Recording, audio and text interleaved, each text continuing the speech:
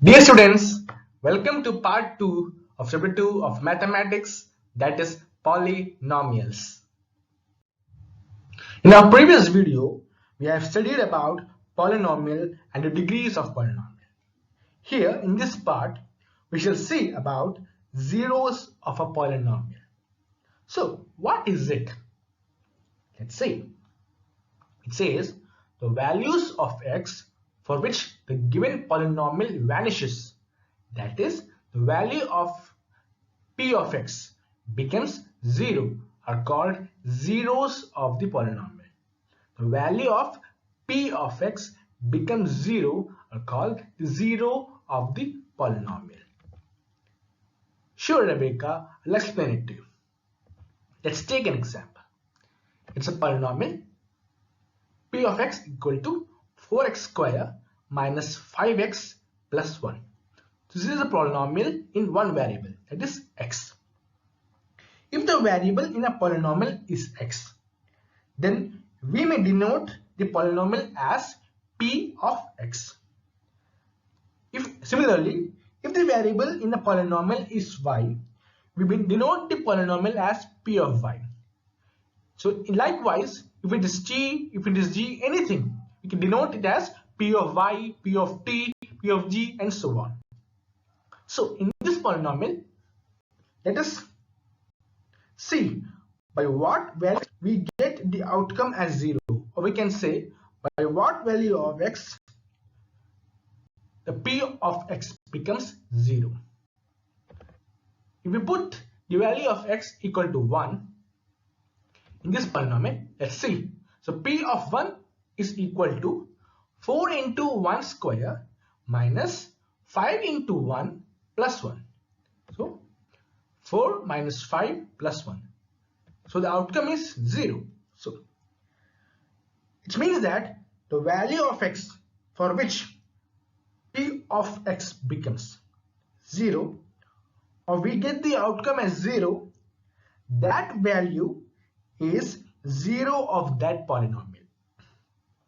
Here 1 is a 0 of this given polynomial 4x square minus 5x plus 1. Let's take an example to understand it. Here we have a polynomial p of x is equal to x cube plus 3x square minus 12x plus 4.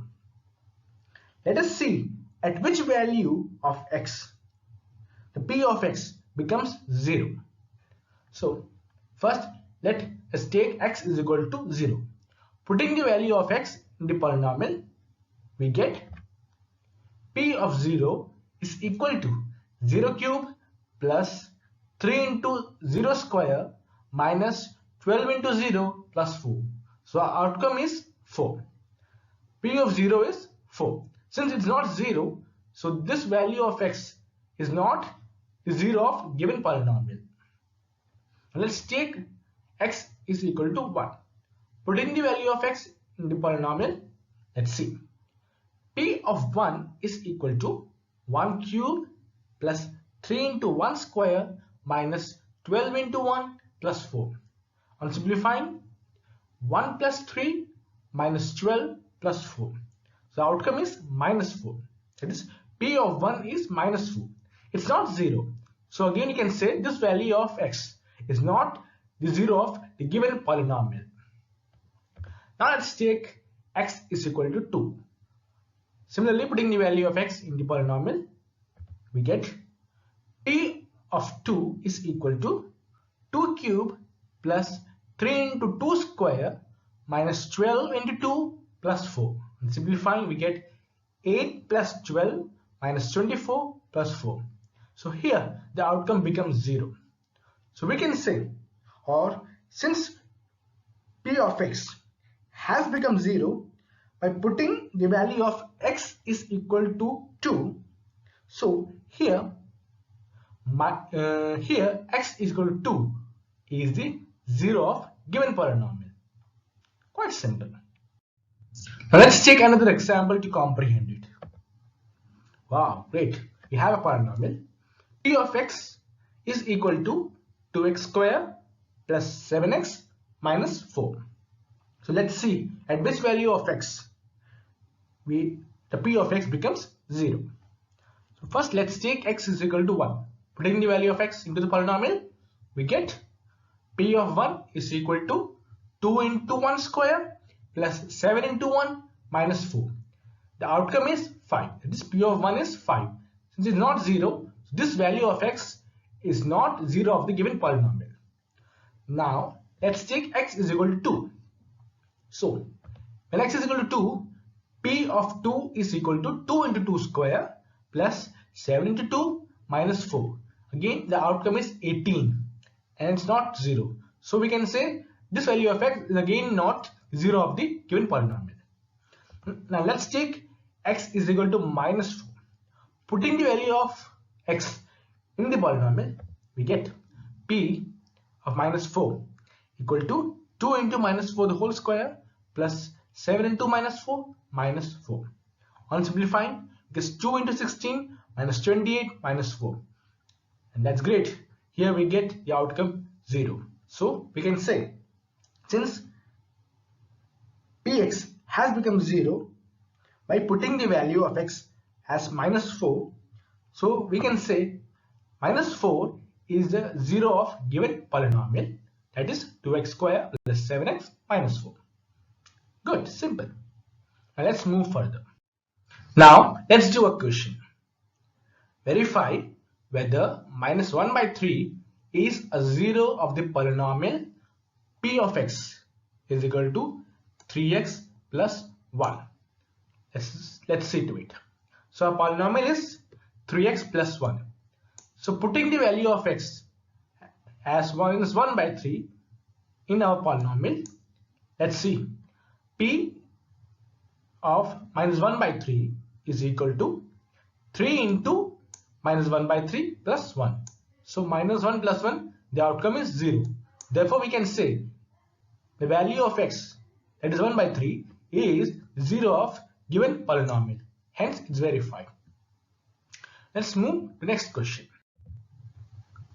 Find the 0 of the polynomial p of x is equal to 2x plus 5.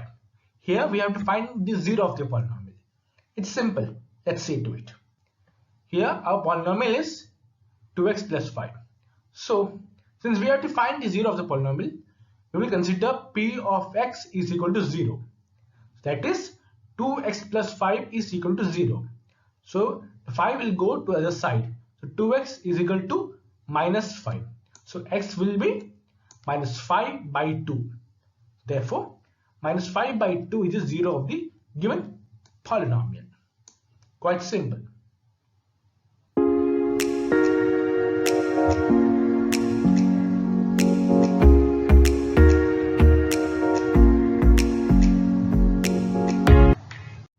Dear students, welcome to part 3 of chapter 2, that is polynomials.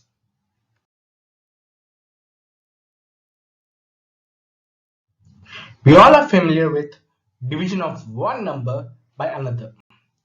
In this video, we shall discuss about division of a polynomial by another polynomial, and we will learn how to find out the remainder. First, we will see division of polynomial by another polynomial. Let's divide 3x square plus x minus 1 by x plus 1.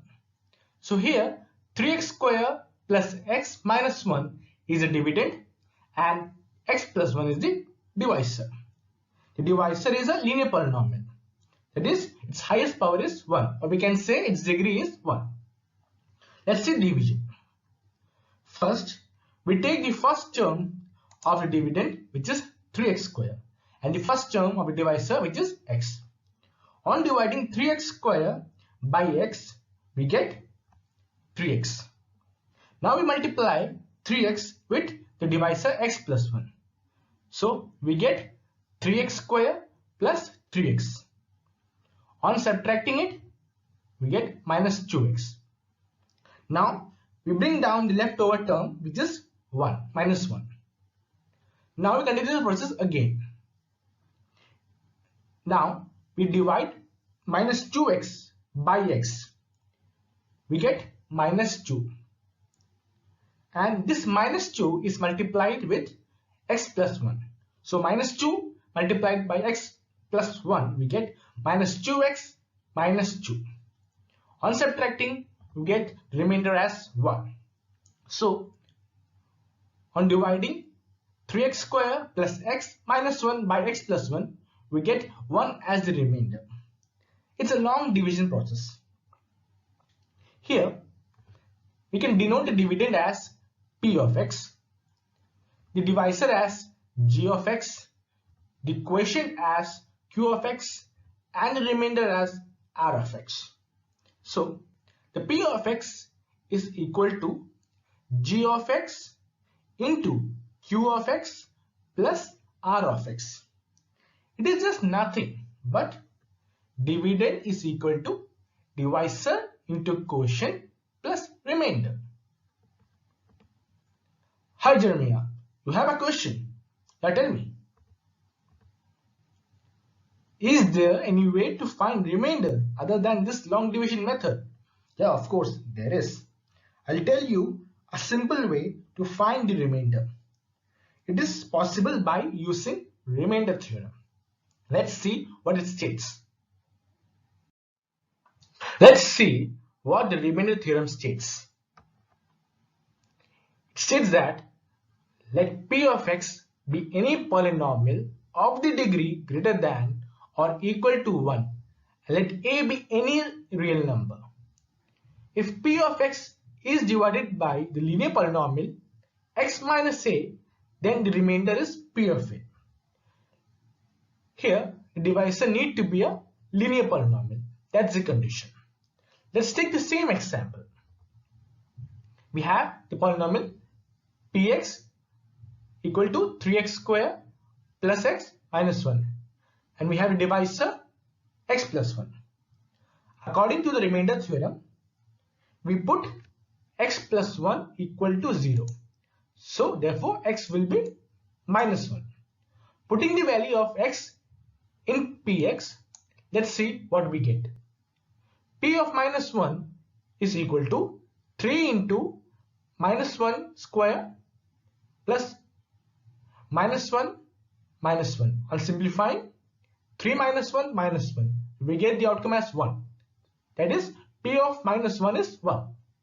So, 1 is the remainder when 3x square plus x minus 1 is divided by x plus 1. It's quite simple, of course, because we don't have to find the remainder through long division method. We can find the remainder through this theorem. Now, let's do a question. Find the remainder when x cube plus 3x square plus 3x plus 1 is divided by x plus 1. Here we have the polynomial px equal to x cube plus 3x square plus 3x plus 1. And the divisor is x plus 1. So according to the remainder theorem, we put x plus 1 equal to 0. Therefore, we get x equal to minus 1. Putting the value of x in px, let's see what we get. P of minus 1 equal to minus 1 the whole cube plus 3 minus 1 square plus 3 into minus 1 plus 1.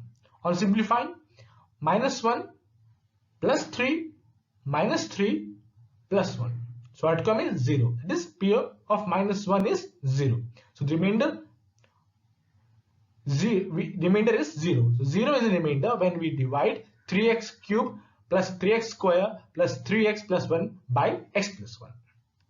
Quite simple. Let's do another question. Find the remainder when x cube minus ax square plus 6x minus a is divided by x minus a. So we have a dividend p of x, which is equal to x cube minus ax square plus 6x minus a. And we have divisor x minus a.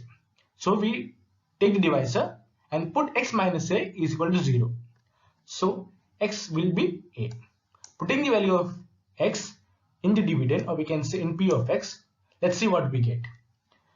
P of A is equal to A cube minus A into A square plus 6 into A minus A. On simplifying, A cube minus A cube plus 6A minus A. A cube minus A cube will cancel out. We get 6A minus A. So the remainder will be 5A. So by the remainder theorem, 5A is a remainder when x cube minus ax square plus 6x minus a is divided by x minus a.